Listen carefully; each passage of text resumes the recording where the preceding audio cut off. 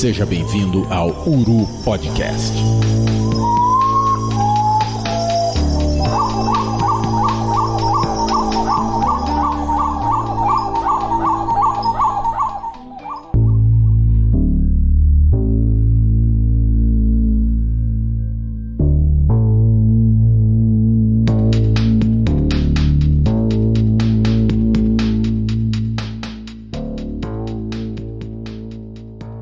Bom dia, boa tarde, boa noite, amigos das aves. Sejam muito bem-vindos de volta ao Uru Podcast.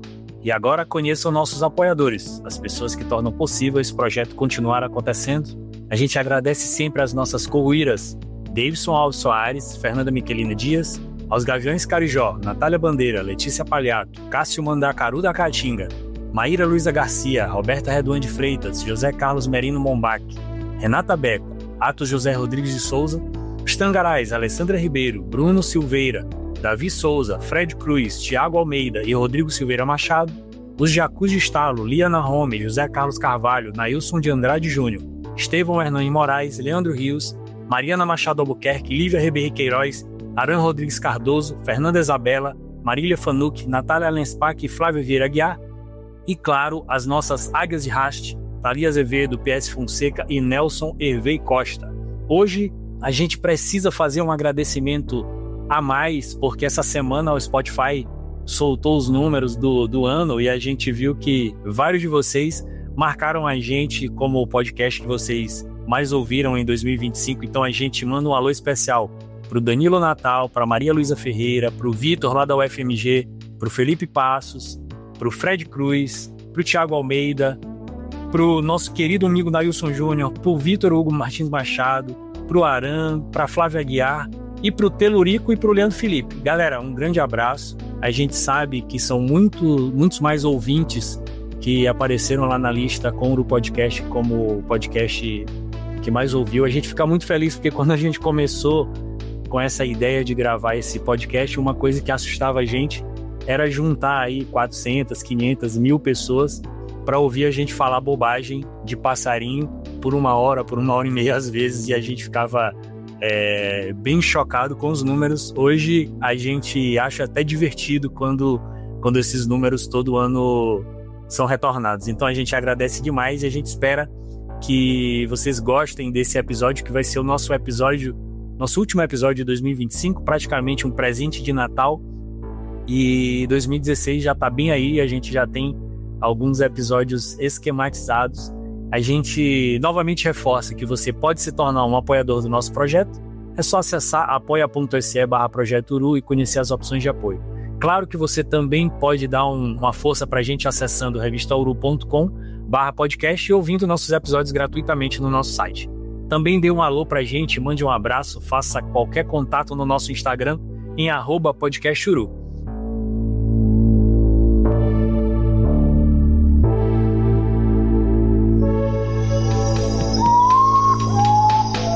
Uru Podcast.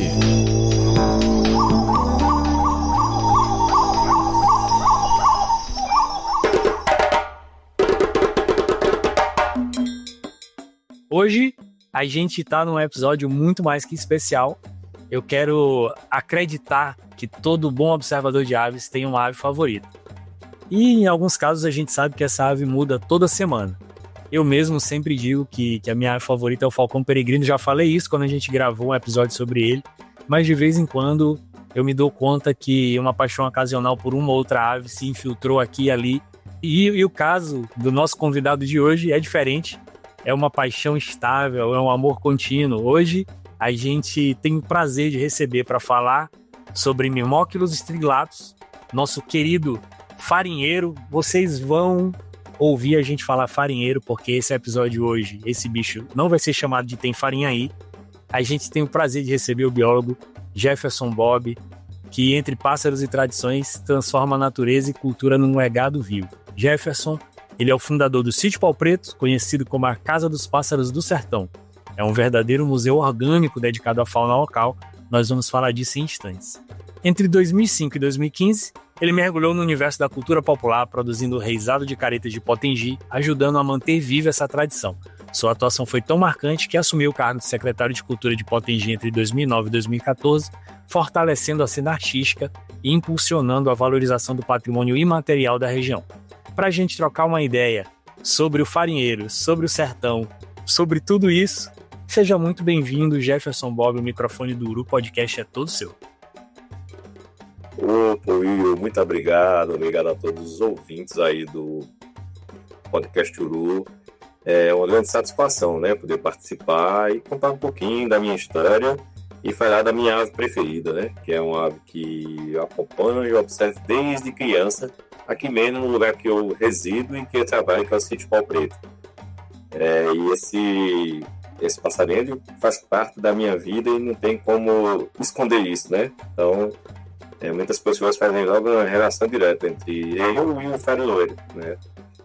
Eu sou biólogo de formação, né? Cresci aqui no sertão nordestino, na cidade de Potengi, e desde criança eu vim para o Sítio Pau Preto, né? Para a casa dos meus avós, é uma propriedade que está na minha família desde os meus bisavós, que chegaram aqui na década de 30, né? Uma área que era usada para a agricultura e pecuária, e com o passar do tempo, os meus avós, né, constituíram família aqui, e a propriedade que hoje a gente denomina Sítio Pau Preto, onde tem o nosso projeto de hospedagem domiciliar e preservação da natureza, é a área que foi destinada ao meu pai, né, é a herança do meu pai. Hoje quem cuida do sítio é minha mãe, Bonivete, ela que é a proprietária, ela que cuida das pessoas que vêm para cá, cuida da hospedagem, das refeições, e eu faço essa parte de guiada, de agenciamento, né? Então o sítio, ele, além desse espaço de cuidar da natureza e das pessoas, ele também é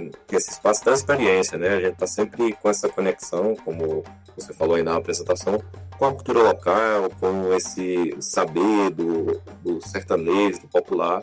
Isso tudo se junta e se mistura aqui no Sítio Pau Preto, né? E ao longo do sítio, de todo esse trabalho que a gente faz aqui, a gente também tem esse trabalho de agenciamento através da Estigmatura Expedições, que esse nome também é uma homenagem a outros bichinhos que estão aqui no nosso arredor.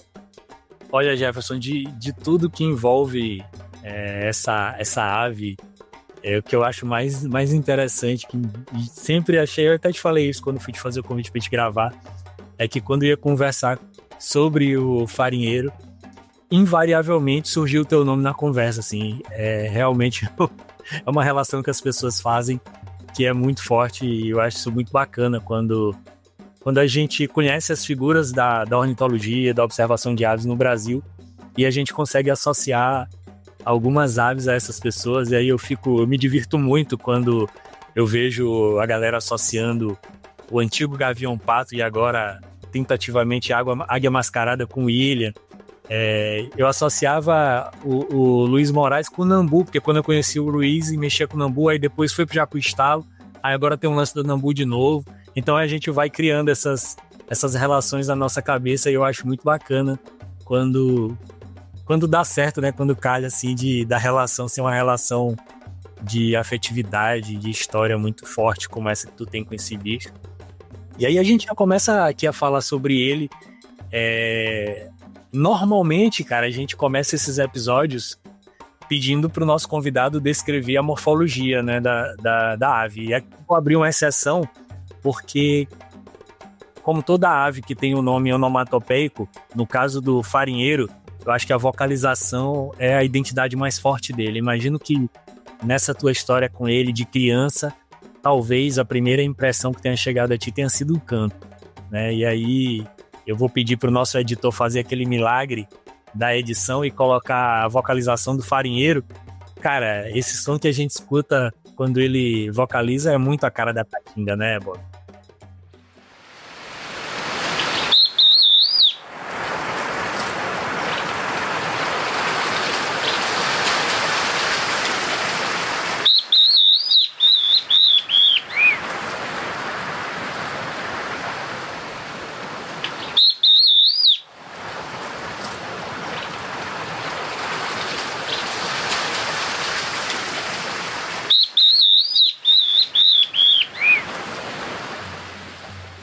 Pois é, para mim, entrar na caatinga, quando você entra na caatinga, quando você escuta esse som, é essa afirmação que tem, poder de uma mata de caatinga. É o farinheiro cantando lá no fundo da mata, lá de pertinho de você, né? E é muito marcante quando o bicho... essa coisa da cabeça da pessoa, né? Do observador de aves lá atrás, sem ser o gente que observa com mais técnica, né? Com muita informação, mas o observador, eu falo o homem da roça, né? Que ia pro campo, que ficava observando as aves, ficava criando esses nomes, né? Então imagine a cabeça do cara que associou aquele canto ao não tem farinha aí. E isso é uma coisa muito regional, né? No interior do Nordeste. É o canto que diz tem farinha aí, mas na nossa região, em boa parte do sertão nordestino, o pessoal chama de farinheiro. Tem lugar que chama tem farinha aí, mas boa parte chama de farinheiro, mas por conta desse canto, que ele emite que diz, né? Tem farinha aí, que faz essa menção onomatopeica mesmo, para tem farinha aí. E o farinheiro, a minha descrição dele é um bichinho caneludo, né? É caneludo, gosta de ficar mais no extrato baixo, no chão das matas de caatinga, forrageando. É um bicho de cor creme no peito, né? Os machos têm aquela vela preta ali, bonito. E as costas dele, eu digo, rapaz, é um bicho parecido com um pardal, mas que foi mais deu pintado, né? As costas. Tem mais um jogo de cores. Todas as cores de tons meio pastéis, marrom, amarelado, né? Mas cores que se assimilam muito com as folhas secas que estão ali no chão da caatinga. Então, esse é o bichinho que eu descrevo aqui, é um dos que me chamou a atenção. Muita atenção quando eu era criança, né? Aquele menino que andava no mato revisando arapuca, né? Menino do sertão nos anos 90, revisando arapuca e viu o farinheiro ali no mato. E me chamava muita atenção.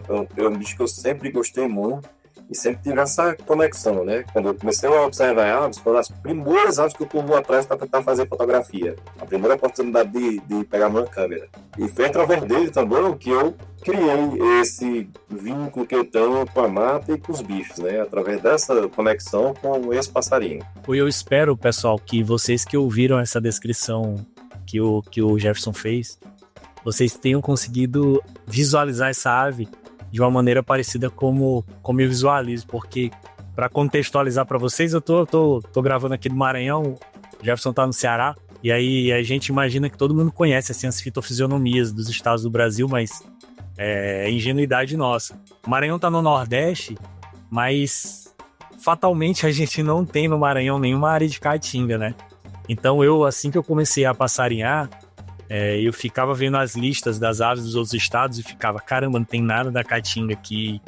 E ficava maluco, assim, para poder fazer alguma viagem, né? Atravessar o Parnaíba e descer ali Piauí, Ceará, para poder ver esses bichos mais típicos da caatinga. E de cara, assim, um bicho que me chamou muito a atenção foi o farinheiro, porque ele era muito diferente de todos os taminofilídeos que eu já tinha visto, assim.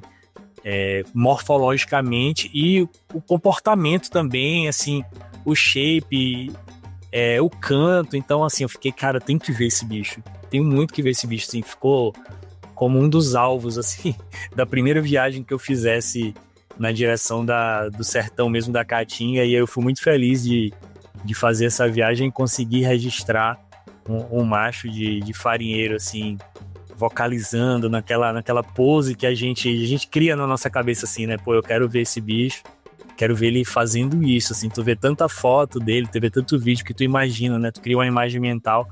E aí eu espero que todo mundo tenha a oportunidade de ter contato com essa espécie, porque é um bicho muito cativante, assim, o comportamento dele, as respostas, as aproximações, os afastamentos, assim, o jeitinho dele, a gente vai pro mato e cria na nossa memória, assim, como se fosse um álbum do jeito dos bichos, né? Tem uns que são mais dados, tem uns que fazem mais charme, e o farinheiro, ele tem um jeito todo pessoal de ser taminofilídeo, mas às vezes de não parecer um taminofilídeo, né? Então, eu espero que vocês tenham contato, quem não teve ainda a oportunidade na Caatinga, que tenha. Diga lá, Bob. Tô entrando aqui, tô dando uma invadida aqui na sua fala, porque isso me chama muita atenção. essa coisa de ser um terminofilídeo, né? E aí, eu sou biólogo de formação, mas eu sempre trabalhei muito com produção cultural e agora com turismo, tem essa conexão com o mato, com os bichos. Mas eu sou aquele biólogo meio distante da prática de trabalho com biologia, com ornitologia, né? Eu sou um biólogo que trabalha com turismo. Quando o pessoal fala, o terminofilídeo, né? Quando eu vi que era um terminofilídeo, eu disse, por que esse bicho não é um morfilídeo? Porque ele tem tanta característica dele que pode não ter num grupo mais especial, né? Numa família mais especial, de ser um morfilídeo e não um terminofilídeo, né? E se você observar, os outros bichos dessa família aí são muito diferentes do que tem farinha aí. Só para fazer essa intervenção aí quando você fala nos terminofilídeos, né? Aí, de vez em quando, eu pergunto para os ornitólogos que passam por aqui, meus amigos que são muito mais conectados com essa parte científica. Eu disse, esse bicho não cabia, não, numa família mirmorquilídeo, uma família só para ele, por ter características tão diferentes dos terminofilídeos. Foi uma coisa que eu lembro que quando eu tive a chance de registrar, e aí eu comentei, né, com os amigos, eu disse, e é um lifer, ainda é um lifer de gênero, porque só tem ele, né? Confirma muito essa nossa impressão, ainda bem que eu não tô tão enganado assim, de que é um bicho muito, mas muito diferente, assim.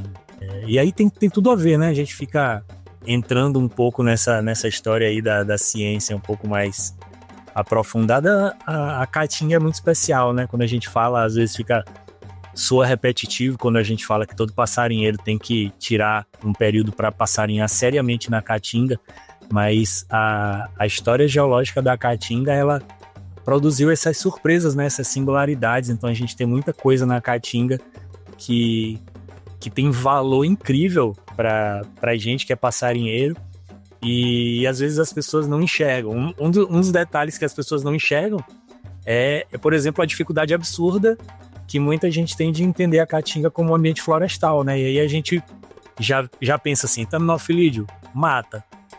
E a galera fica meio encucada. Caramba, tem farinha aí, farinheiro, é um terminofilídeo, mas ele é da caatinga.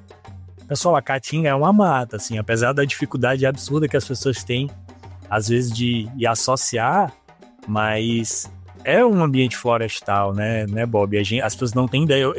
Eu sempre tenho na memória os vídeos que eu vi do Sítio Pau Preto, um especial muito legal que o William Menck soltou lá no Planeta Aves, em que vocês mostravam o contraste. Quem nunca viu o contraste da caatinga quando ela tá lá mata cinza para quando ela tá lá mata verde, e a densidade, a galera não tem noção. Então, assim, é um ambiente florestal. E o terminofilídeo clássico, ele pode estar lá numa mata amazônica, mas a caatinga tem o seu representante no farinheiro aí, que está lá exigindo as matas da caatinga como habitat. Inclusive, ele é restrito à caatinga, né? Ele não invade outros biomas, né, Jefferson?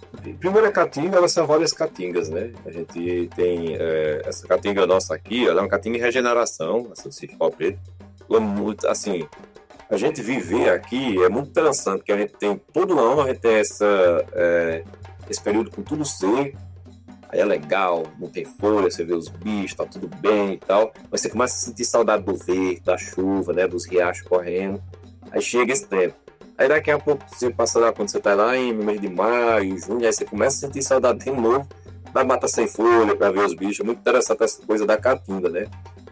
Como eu falei no início, essa caatinga nossa, ela é uma caatinga arbórea, né? Originalmente ela é uma caatinga de braúma, aroeira, angico, né? Que são árvores altas, né? Aquelas tatajuba. Depois que ela foi desmatada, tudo isso aqui foi parte, né? Ela ressurgiu com a jurema, mameleiro e essas árvores que vão compor a caatinga arbórea no futuro, elas estão aí crescendo devagarzinho. Nós tem várias caatingas, né? Eu ando muito aqui no Nordeste, né? Os meus roteiros que eu costumo fazer, eles estão principalmente entre essa região da Chapada do Araripe, a Serra da Capivara, no Piauí, e a região de Canudos. E são caatingas bem diferentes uma das outras, né? Principalmente aquela caatinga de Canudos, que eu digo que ela é a caatinga dos livros, né? A caatinga mais cactácea, mais arbustiva, e tá lá também. O nosso farinheiro tá lá na caatinga de Canudos, tá lá na caatinga do Piauí, tá na nossa caatinga aqui. São características diferentes, mas é interessante que o bichinho está lá, né? E é isso, né? Você falou que tá só na caatinga, mas tem aquela história do corredor antigo, né? Que os bichos se conectavam. Alguns bichos que ocorrem aqui, existam lá no Chaco, lá no Paraguai, na Bolívia, ali, até no estado do Mato Grosso, se não me engano, Mato Grosso do Sul, né? Aí naquele Chaco também, esse bicho ocorre lá, né? Tem farinha aí, tá pra lá também. Esse nosso farinheiro tá lá, assim como o Stigmatura buditans, que é a alegria balança rádio, ela ocorre aqui e ocorre lá no Chaco, né? Então tem pelo menos essas duas espécies que são muito emblemáticas aqui do sítio, né? Que são justamente as aves mais procuradas das que ocorrem aqui, eles ocorrem aqui e ocorrem no Chaco. Não sei se em algum momento esses bichos vão separar. O Stigmatura, né? O alegria balança rádio, eu sei que já estão num trabalho aí bom, evoluído, né? Que o nosso que hoje é Budipardes, a subespécie grácilis, né? Então, igual mesmo que o Stigmatura grácilis, pode ser que seja o alegrino da Caatinga, o alegrino do sertão, não sei como é que vou chamar. E o lado da Argentina, Paraguai, daquela região do Chaco, vai ficar o Budipardes. Mas lá também tem o Myrmocus strilatus, né? Que é o tem farinha aí. Então, não sei se um dia vai ter um trabalho ou se esses bichos são exatamente a mesma espécie, mesmo estando com tanto tempo isolados, né? Mas o pessoal fala que existia um corredor, né, que conectava a Caatinga até aquela região mais ao sul. Eu não sei, aí teria que fazer uma análise muito mais técnica que eu não tenho aprofundamento para isso, né? Mas sei que ele ocorre bem abundante aqui nessa região e lá também ocorre, não sei com que nível de abundância, né? Mas você está lá também na região do Chaco. E eu acho que esse lance dessas populações de juntas, né, com essas espécies da Caatinga e do Chaco, é uma das paradas assim mais incríveis quando a gente vai pensar assim em meter um pouquinho o olhar para cima da história, não é nem geológica, mas é muito geológica, né? Quando a gente pensa nesses corredores, nessa diagonal de formações abertas, né, que permite ter esse corredor. Aí a gente brincava dizendo que o Chaco e a Caatinga já foram um só no passado. E é muito por aí, né? Acho que a tendência é a gente ter esses estudos aí. Quem sabe no futuro a gente vai ter um farinheiro aí, um Strigilatus, e a gente vai ter um farinheiro do Chaco, Suspicax, eu acho que é a subespécie de lá.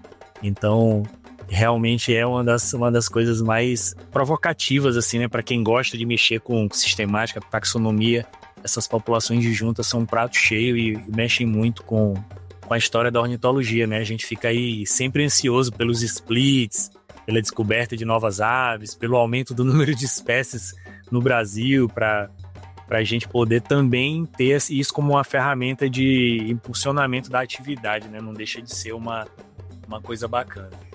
Um recente, né, que a gente viu, o Stigmatura matensis, né? Que é o papa-mosca do sertão. O Stigmatura matensis, ele recentemente foi feito um trabalho, ele já é reconhecido, né, como uma espécie agora exclusiva da Caatinga, que é a nossa subespécie Bahia, a Stigmatura napensis Bahia, agora virou Stigmatura Bahia. Né? E o Stigmatura napensis, ele ocorre lá na várzea da Amazônia, né, na região de várzea que está lá. Então, olha o que tem no meio entre um bicho e outro, né? O bicho está lá na região das Amazônicas, ali no estado do Amazonas mesmo, se eu não me engano. Tem uma população, e a outra população está aqui no Biema Caatinga, né? Daí, eu acredito que o futuro tem muita surpresa e tem muita novidade para acontecer. Eu sei que o Budipardes também, né? O Budipardes e o Grácilis já está no ponto mais elevado. Tem farinha eu não conheço nenhum estudo nesse sentido, né? Mas esses dois, eu sei que um já explitou, o outro já está a caminho. Aí eu fico muito ansioso, cara, com esses estudos aí de avaliação, de splits e tudo, porque a gente pega aí, às vezes vai viajando e vai vendo os bichos em loco, e aí tu cruza o braço assim, olhando e fica pensando, né, cara, esse bicho aqui é bem diferente daquele outro, que é da mesma espécie ainda, e tu fica meio ansioso. E aí a gente tem um monte de bicho aí, né, que estão nas gavetas aí, com os splits aí programados, ou diagnósticos aí para definir ou não esses splits, e a gente fica ansioso. Eu fico muito ansioso para as reuniões do CBRO para ver o que aparece de novidade, né, desses bichos, principalmente bicho da Caatinga, porque a gente sabe que tem as barreiras, né? A gente não vê todo esse fluxo, assim, não é tão fácil inclusive com a participação humana, né? Foi ficando cada vez mais isolado, então a gente sabe que essas espécies elas estão passando por um processo de isolamento, e aí o futuro meio que leva elas a se tornarem espécies novas, se já não são, né? E aí é muito importante tu falar desses casos, porque também toca no lance da diversidade, né? A gente tem uma diversidade muito grande de aves na Caatinga e inclusive de aves endêmicas. Então a gente reforça esse ponto e valoriza muito esse roteiro de observação de aves.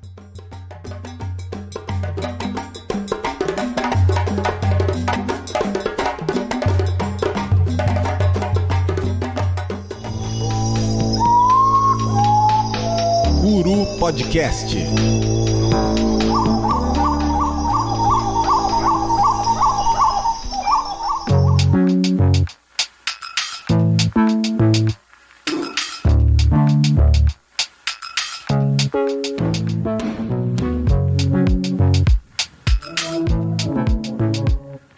Eu queria aproveitar, cara, para te perguntar um pouco, tu já começaste um pouco nessa linha, mas como é que foi o caminho para tu transformar esse teu ambiente de infância, essa ave, né, esse teu amor de infância pelas aves do sítio, num roteiro hoje praticamente obrigatório, né, para os observadores de aves, não só do Brasil, mas observadores do mundo todo? Como foi aí essa trajetória? E aí eu reforço essa pergunta porque eu sei que essa tua resposta ela vai servir de inspiração, e também tem muita gente que tem essa ideia na cabeça e vai ficar muito atenta a essa tua resposta para também talvez tentar transformar um projeto que está no coração numa coisa concreta. Como é que foi esse caminho para transformar o Sítio Pau Preto no que ele é hoje?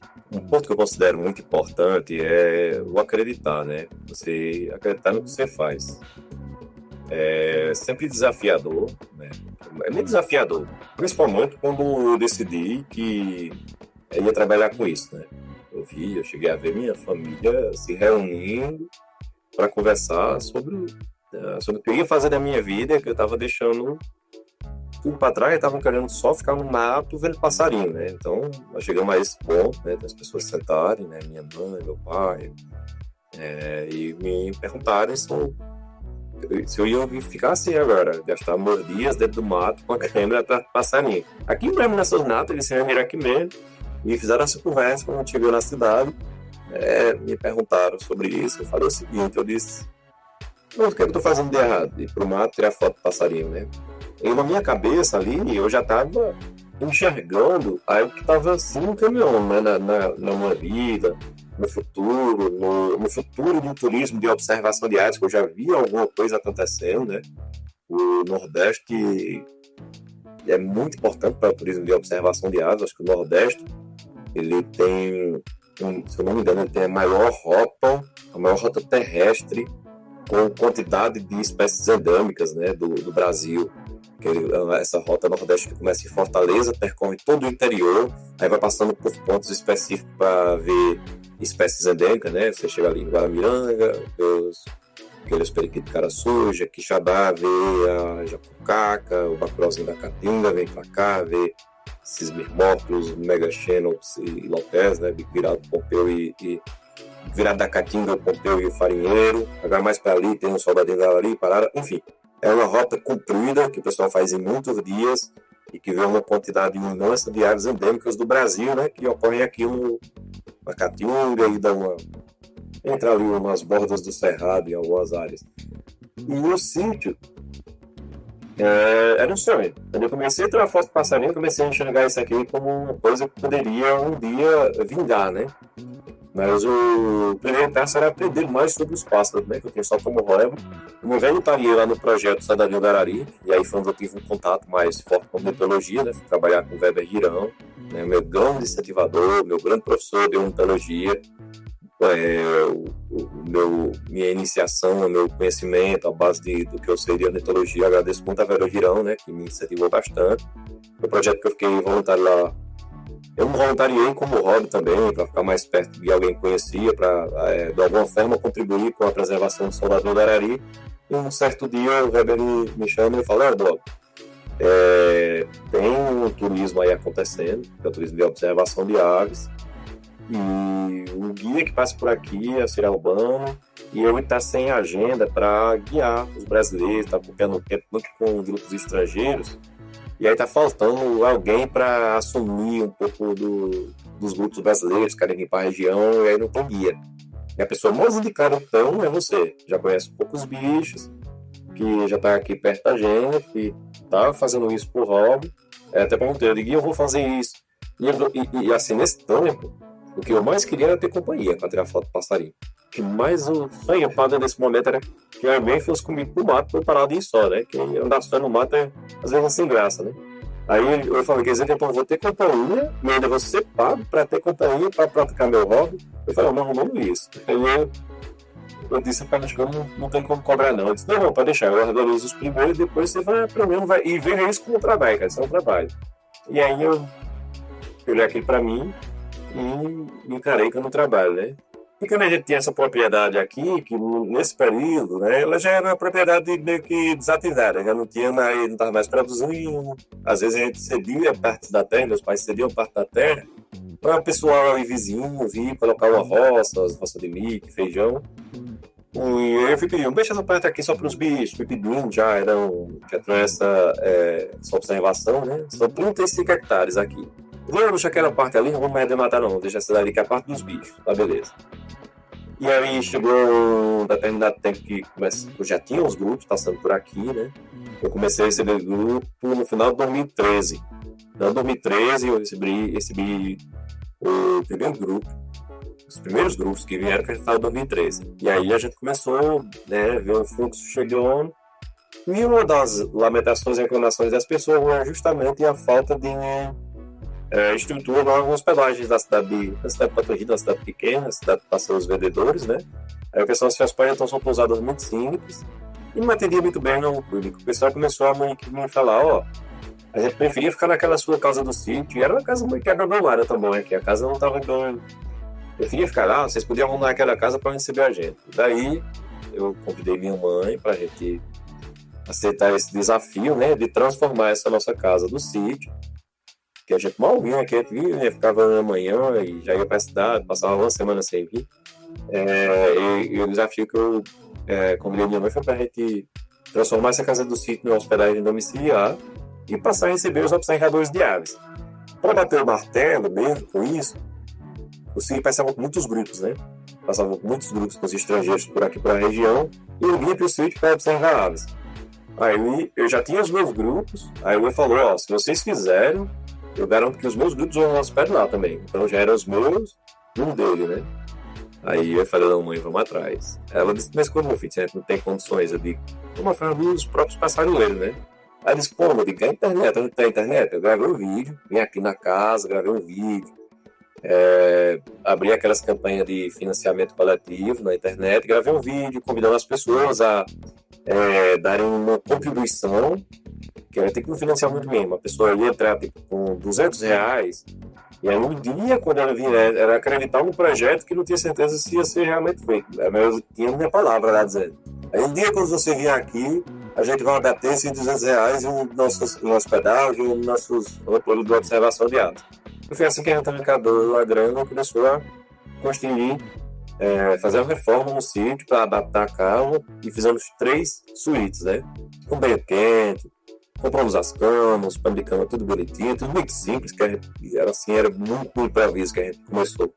Mas aí já começou a chegar a gente, né? No ano que a gente começou a reformar aqui em março de 17. Em julho de 17, a gente hospedou o primeiro grupo. Até um pessoal que... o primeiro grupo de clientes mesmo, né? Que poucos dias antes passou Caio e Tato, que estavam numa viagem de moto, já dormiram no quarto, ainda não estava 100% pronto, mas já dormiram no sítio Pau Preto, né? E aí chegamos o primeiro grupo em julho de 17, e depois a gente foi melhorando essas estruturas, né? Aí Com o tempo, a agência de sítio foi uma agência muito maior, né? Caio e Tati também entraram lá, cresceu a agência, começou a ter mais grupo, incentivaram outras agências parceiras deles a se hospedarem aqui, e o projeto ele foi vir na realidade, né?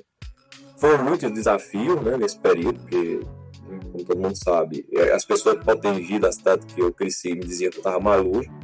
Quem que dizia assim, cara, tá doido, como é que tu vai fazer uma hospedagem no meio do mato? Quem é que vai deixar de se hospedar na cidade para se hospedar no mato? Eu tenho essas perguntas, né, essas provocações, e eu sabe mesmo, irmão, eu sei o que eu estou fazendo. E minha mãe também disse que não acreditava muito, mas eu vou, né? Meu filho está chamando lá. E hoje o sítio, eu acho que ele é a grande referência, né? Nós somos ainda hoje o único, hoje aí nós estamos em 2025, já finalizando 25, o sítio está desde 2017, nós somos ainda o único empreendimento com essa característica de hospedagem, com mata, tudo, dentro do ambiente de Caatinga, no Nordeste de Caatinga, nós somos o único empreendimento de observação de aves, né, com essa estrutura na Caatinga. E assim, o sítio demorou tempo para que a gente conseguisse ter essa viabilidade econômica, né, fazer esse investimento que a gente fez, ele começar a retornar e se pagar, né. E hoje o sítio virando uma empresa, né, o Sítio Pau Preto, ele tem a CNPJ no nome da minha mãe que administra o sítio, com hospedagem, com a parte de refeições, e tem o CNPJ da Estigmatura Expedições, que é a nossa agência também. Então o sítio virou duas empresas, né? Uma de hospedagem e refeições para observadores de aves, e uma de agenciamento e de guia para fazer roteiros para a Caatinga. E assim, as pessoas que têm interesse, como você falou, eu digo o seguinte, vamos fazer, gente. Se a gente tem interesse, vamos fazer isso, porque reforma a casa, constrói uma estrutura pequena e ver o que é que vai acontecendo. Sempre vai ter gente interessada em ir para o mato. Isso eu tenho certeza. Seja para observar lá, seja para curtir a natureza, seja para tomar banho de açude. Enfim, as pessoas vão começar a chegar na natureza. Eu percebo que de 17 para cá, a procura aumentou muito, mas isso já multiplicou muitas vezes o número de pessoas interessadas, o número de agências, né? O número de observadores de aves cresceu muito e a tendência é crescer mais. Então, assim, o Air Japão, eu dando um exemplo aqui do Air Japão, quando ele foi construir o sítio Macuquim, ele ligou várias vezes, mandou vários áudios, perguntando, cara, o que tu acha? Queria fazer uma coisa similar ao que tu fez e tal. Eu tô um pouco inseguro. Ele digo, olha, faz. Meta a cara e faz. Não endividar, eu também endividei, meu amigo. Meta a cara e faz, porque se tu não fizer, alguém que não é do nosso ramo vai ver vai ver o potencial e vai ganhar empreendimento, vai te contratar para trabalhar. Então é melhor tu fazer. E aí, eu lembro que ele me agradeceu depois que começou a fluir. Ele me agradeceu muito por conta desse tipo de incentivo que eu dei. E esse incentivo que eu dou para as pessoas que têm interesse. Faz, cara, porque tem possibilidade de acontecer. É um negócio crescente aqui no nosso país. Eu ia te perguntar agora sobre as dificuldades, né, de manter um local no Nordeste, nesse roteiro da Caatinga, nos holofotes da observação. Quando eu estava fazendo pesquisa sobre o Sítio Pau Preto para a gente montar o roteiro da gente tudo, eu vi iniciativas e parcerias muito legais. Vocês fizeram parceria com o Sesc, né, pro Museu da Casa dos Pássaros do Sertão.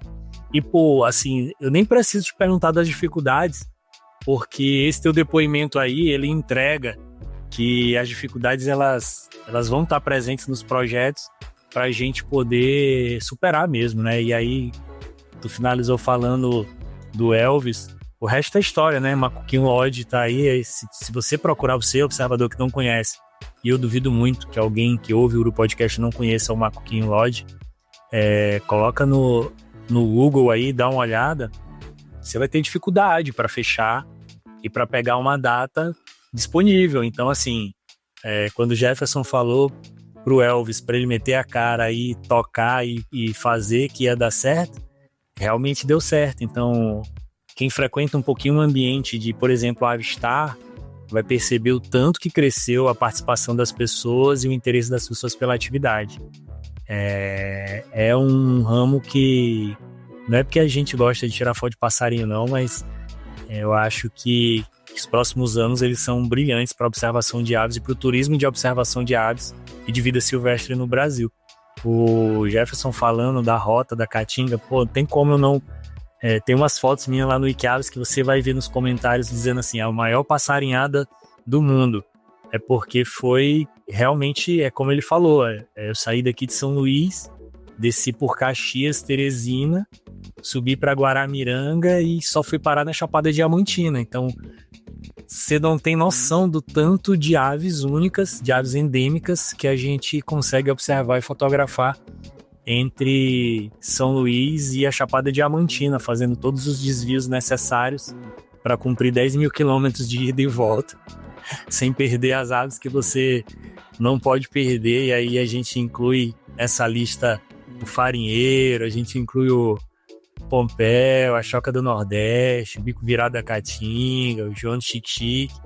Mas eu queria agora pedir uma licença, né, para o observador de aves e aproveitar que eu tô aqui com o Jefferson para perguntar para ele também, né, cara? Porque se a gente, além de querer ver esses bichos, se a gente quiser conhecer o reisado de caretas lá de Potengi, né, qual é a dica, qual é a época do ano? Eu queria para tu falar um pouquinho pra gente, né, dessa associação, né, dos projetos da cultura nordestina com o turismo de vida selvagem, né? Tem umas datas aí, aqui em São Luís, aqui no Maranhão, quem quiser vir pro Bumba Meu Boi, é festa junina, né? Eu não sei como é que é por aí, eu queria pegar essa dica contigo também. A nossa ligação com a cultura popular, antes eu trabalhava com isso, produção cultural, né? Então já tem essa conexão com a produção cultural.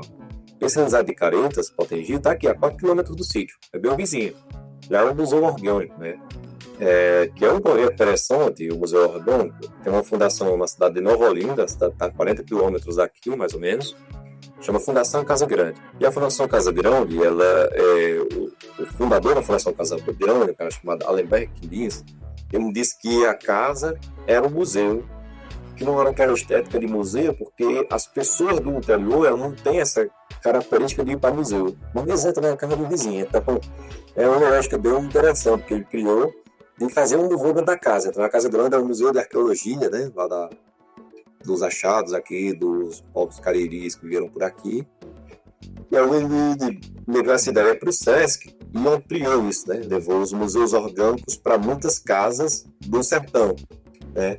E o Reisado de Caretas, de Néstor Antônio Luiz, né? Eu passei 10 anos produzindo esse Reisado de Caretas, acompanhando ele. Você perguntou a data, deixa eu só dizer a data é 6 de janeiro, dia de Reis, tem a festa, que é uma festa bonita, que acontece aqui. Dá para se hospedar no sítio e ir para a festa. Pelo menos que durante o sítio, sabe, pessoas que vêm para o dia do mês, para a festa de Caretas, né? Aproveita e vê passarinho, outros vêm para ver passarinho, aproveita e vai para o Reisado de Caretas. Mas a da festa é uma casa-museu, né? É uma casa que tem uma casa normal, onde eles moram, né? Mora o mestre e a esposa dele, Rosa. E eles recebem os visitantes que vão para conhecer a história da Reisada, eles vão lá, mostram as máscaras, umas fotografias, tem as histórias escritas nas paredes. E além desse, são 10 anos de museus orgânicos que nós temos aqui na região. E aí o Allenberg, né, junto com o Allenberg da Fundação Casa Grande, junto com o Sesc, chegaram para mim e perguntaram, disseram para mim, cara, o Sítio Pau Preto é um museu orgânico, lá é a Casa dos Pássaros do Sertão. Eu falei, como assim? Que era na Casa dos Mestres da Cultura, né? Lá nós temos a primeira casa que recebe esse título, né, esse reconhecimento de museu orgânico, fora das Casas dos Mestres, né? Até o nome da Casa Grande faz direção, é Mestre Bob. Eu digo, Mestre Bob, tá bom. Então é Mestre Bob, mostra os passarinhos, né? Aí o que eles fizeram? Eles chegaram aqui, contaram um pouco da nossa história com a observação de aves, contaram um pouco da história dos meus bisavós, meus avós, né? Tá aqui na parede, né? E fizeram exposição de fotografia de passarinhos no sítio, né? E aí o Sítio Pau Preto é um projeto, e dentro desse projeto tem esse projeto do Sesc, né, com a Fundação Casa Grande, que é o Museu Orgânico Casa dos Pássaros do Sertão. Então, você se hospeda no Sítio Pau Preto, você se hospeda também dentro do Museu Orgânico, titulado e conhecido por Sesc. Então, eles realizam uma festa, né, que é o nosso aniversário, é 18 de dezembro. Esse ano eu vou estar, infelizmente, eu vou estar no roteiro de ano, mas aí a gente conseguiu fazer uma mudança, vai ser dia 23 de dezembro. Então, eu vou esperar uma festa aqui também. Ano passado não teve, então ano problema que não teve, mas esse ano vai ter a festa, vai ser no dia 23 de dezembro aqui na calçada da nossa casa. Eles trazem uma banda, acho que é uma banda de pífano que vem esse ano, a última vez trouxeram umas bandinhas de reggae, colocar na nossa calçada, a gente convida a população vizinha, o pessoal vem, e aí faz uma comemoração, passa uns filmes, umas coisas. É bem interessante, é um evento cultural mesmo. Toda essa parte cultural, eu acho que ela está conectada, né? A nossa agência é uma agência que a Estigmatura Expedições, ela surgiu com esse propósito também de observação de aves, né? Antes era a Lake Birding, mas quando eu não segui para... Eu não é para o mundo ler, na verdade, né? Como eu segui para o público estrangeiro, eu fiquei procurando refazer o nome da agência, e eu tinha uma vez pensado em criar uma marca de camisa que seria Estigmatura. Eu gosto muito das estigmaturas, né? Depois do Fernando, que trouxe os visitantes para cá, um dos motivos foi o sítio ocorreu duas estigmaturas, né? 2 espécies. E aí, como a gente já tinha a marca, eu disse, não, eu vou deixar meu nome mais autêntico brasileiro, vou tirar o Bird e vou ampliar, porque eu também faço muito essas rotas passando por um movimento cultural. Então, eu saí de Bird para o Estigmatura Expedições, né? Então, a Estigmatura Expedições é uma agência que trabalha com turismo de observação de aves, mas também fala de turismo que a gente chama de turismo de experiência no sertão, turismo de experiência na Caatinga, né? A gente tem um trabalho muito bom que a gente desenvolve na Serra da Capivara, né? Que são os roteiros de experiência na Serra da Capivara. Até me estou aqui para desenvolver aqui na região da Chapada do Guarani. E faço muitos roteiros mistos, né? Personalizados, que juntam a observação de aves com a cultura popular sertaneja. Então a gente vai passar pelos museus orgânicos, museu de paleontologia, a gente visita a casa de pessoas, bate papo, encontra. Então a gente tem também essa conexão forte, né, com a cultura local, a cultura sertaneja, porque também é a nossa cultura, né? Nós, como sertanejos, como nordestinos, a gente valoriza muito essa cultura, né? Esse ambiente que a gente vive, né? Então, acho que esse é um ponto de afirmação e de reconhecimento, de apresentar com muito orgulho, apresentar isso para as pessoas, né? Com prazer imenso, eu levo as pessoas para ter a experiência, né? Para vivenciar esse mundo que eu fico percorrendo, que eu fico descobrindo. Então, é meio que fazer um roteiro por esse caminho que a gente faz aqui, é um roteiro das coisas que eu gosto de fazer e vai apresentando para as pessoas. Fica a dica com F maiúsculo demais, que é aproveitar esses roteiros da Estigmatura, os roteiros mistos culturais, e quem puder, né, 6 de janeiro, dia de Reis, tá por ali por perto de Potengi, dá um pulo, conferir, porque, assim, sou suspeito para falar, sou nordestino com muito orgulho. A gente já teve a oportunidade de gravar alguns dos episódios com as melhores vibes do Uru Podcast. Foi com a galera nordestina aqui. Tenho que mandar um abraço para a Cíntia. A gente gravou um episódio que teve inclusive o Cássio participou desse nosso episódio, onde a gente trocou uma ideia muito profunda, rolou até poesia, né?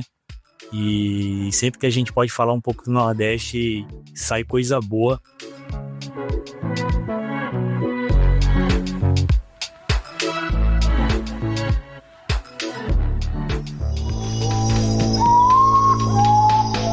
Uru Podcast.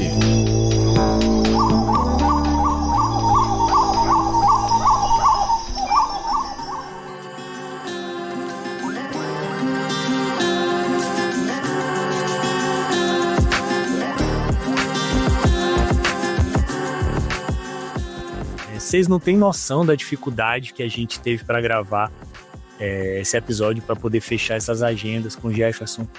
Muita demanda, final de ano bombando. O Jefferson tá aqui cedendo o tempo dele na véspera do início de um roteiro longo que ele vai fazer. A gente tava conversando, o Jefferson mandou uma mensagem assim: cara, Will, tem como a gente gravar hoje? E aí, a gente não pode perder. Muita gente pediu pra gente gravar com o Jefferson. O Jefferson achou muito engraçado quando eu falei pra ele que quando a gente falava que queria gravar com aves do Nordeste, a galera sempre falava, tem farinha aí, Jefferson, tem que gravar. E pra gente foi um prazer incrível contar com o Jefferson aqui. A gente podia ficar aqui esticando essa conversa aí, tem muito bicho lá do Sítio Pau Preto que a gente tem vontade de falar, assim, do ponto de vista de espécie, né? Fazer aqueles episódios de biologia quase que pura, de ecologia do bicho, né? Bico virado da Caatinga é um que a galera pede muito, que a gente tem que organizar para gravar.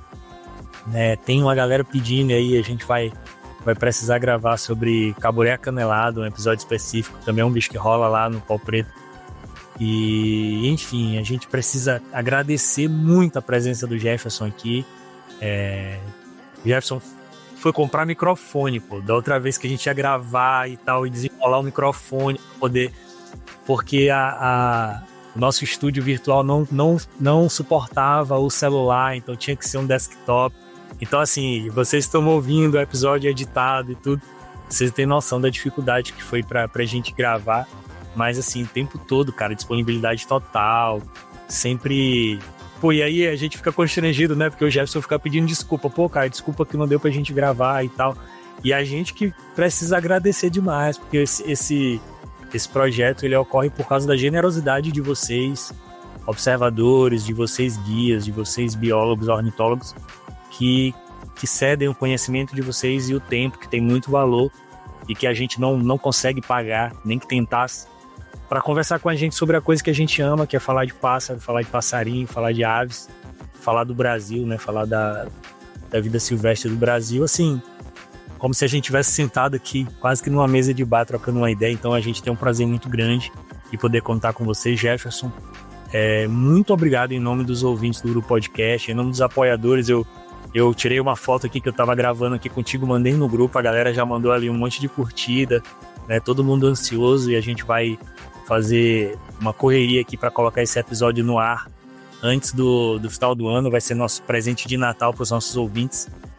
E aí o microfone é todo seu para se despedir, mas eu já deixo aqui esse reiterado agradecimento e eu espero poder, qualquer dia desse, dar um pulo aí no Sítio Pau Preto para conferir em loco esse prazer que é observar aves no sertão do Nordeste. Eu que agradeço demais, né, poder participar. Eu não acompanho muitos episódios, mas eu lembro na Uru Revista, né, lá no início do projeto, eu ficava ali acompanhando algumas edições. Hoje eu digo que a minha ideia fica meio que uma correria maluca, né, não escuta tudo, não acompanha mais tudo, porque tem muito roteiro, e eu gosto muito de uma coisa, né, sei que eu estou me despedindo, eu gosto muito de fazer de uma colaboração, sabe, com alguma colaboração que está fazendo o mesmo negócio que eu faço. Então eu estive lá em Canudos recente, e eu cheguei ontem lá. Eu fui lá na Biodiversitas e vi que ele não tem comedouros, né? Então eu vejo que a turma da gestão da Biodiversitas, aí eu falei, eu vou fazer uns comedouros de vocês. Aí me deram o flor de curso, eu saí daqui, fiquei 8 km lá em Canudos, passei um dia inteiro, dormi 2 noites lá, né? Buscando árvore seca no mato para montar esses comedouros. Aí cheguei, eu digo, vou gravar esse podcast, que segunda-feira eu já começo o outro. Mas é isso, muito obrigado aí a todos que acompanham o podcast, né? Eu vi que você falou em Cássio, figura, amigo, a região de Cássio, que ele falou aí na poesia, a região de poesia maravilhosa, o Pajeú é lindo e é outro sertão totalmente diferente do nosso aqui, mas que tem as mesmas características de ser sertão, tem as peculiaridades de lá como nós temos daqui. E fico muito feliz a todos os ouvintes, fico muito feliz de ter sido escolhido para falar de um bicho que é tão especial para a minha vida, né? Que transformou a minha vida, né? O farinheiro. Sempre que você ouvir farinheiro, vocês vão se lembrar do Sítio Pau Preto, que é a nossa logomarca, tem um farinheiro estampado lá. E essa ave ele transformou a minha vida, a vida da minha família, e transformou a nossa região, porque hoje a região inteira enxerga a observação de aves, né? Aí esses dias a Prefeitura de Santana do Cariri, que é uma cidade vizinha, tem um sítio lá também se organizando, a gente está ajudando, que é o sítio Nicásio, eles identificaram o Arapaçu do Nordeste esse dia lá, a gente está ajudando eles a desenvolverem um turismo de observação de aves, e a Prefeitura de Santana já puxou o bloco aí, e conversando com o William que essa semana vamos ter o primeiro evento de observação de aves da Chapada do Araripe, né? Vai rolar em Santana do Cariri, aqui na região vai ser muito especial. E já também aqui definindo as datas, eu acho que é o 3º fim de semana de março, se não me engano, ali por volta do dia 13 de março, é no fim de semana desse, daqui a pouco vai começar a divulgar mais isso. Mas o Sítio Pau Preto está de portas abertas, quem quiser nos visitar, conhecer, quem quiser saber um pouco mais da gente, a gente está à disposição, a gente responde. A gente faz de tudo para que as pessoas venham para cá. As pessoas falam para a mão um pouco com as condições, eu digo, a gente se ajeita aqui, porque também a unidade é acolhida, né? o sítio agora, além do sítio Pau Preto, esse espaço aqui que a gente espera as pessoas, o Pimenta, que virou amigo, comprou a área vizinha, está ampliando, agora nós somos 6, hoje nós temos 6 suítes, né? E ele está construindo mais 4 ali, que vai servir de anexo a 1 quilômetro daqui, caminho todo por dentro do mato, uma maravilha. Nós estamos pensando, inclusive, em tratar isso como um projeto, vai ser o Airbnb da observação de aves. A gente ainda não sabe como é que vai fazer isso, mas sintam-se convidados a conhecer. Quando quiser vir aqui, as portas estão abertas, está aqui pertinho no Maranhão.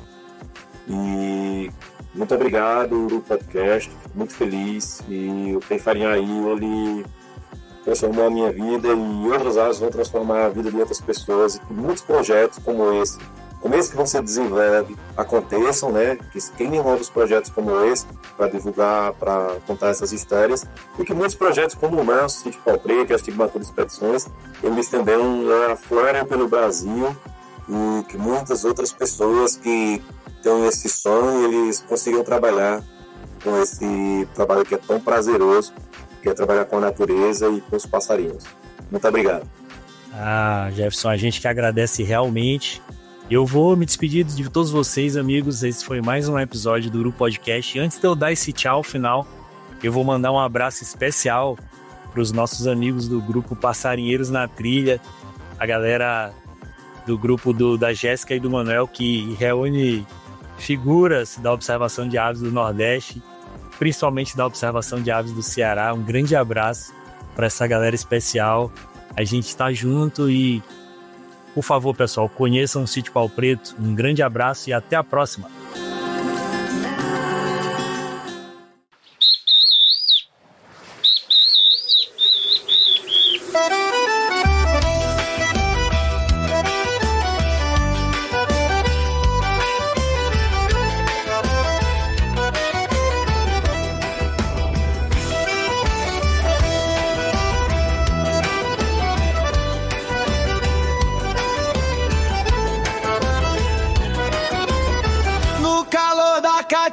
Eu ouvi um cantinho querendo subir. É o bicho que vive a pedir. Tem farinha aí, tem farinha aí. Entre galho de pau, d'arco e chão, ele marca seu trocado som. É pequeno, mas chama atenção. No sertão, no sertão, quando o vento levanta a poeira, ele dança ligeiro, ligeiro. E o meu peito acompanha a canseira do sertão brasileiro. Tem farinha aí, tem farinha aí. Canto farinheiro pra todo mundo ouvir. Tem farinha aí, tem farinha aí. É o shot da caatinga que não deixa de existir.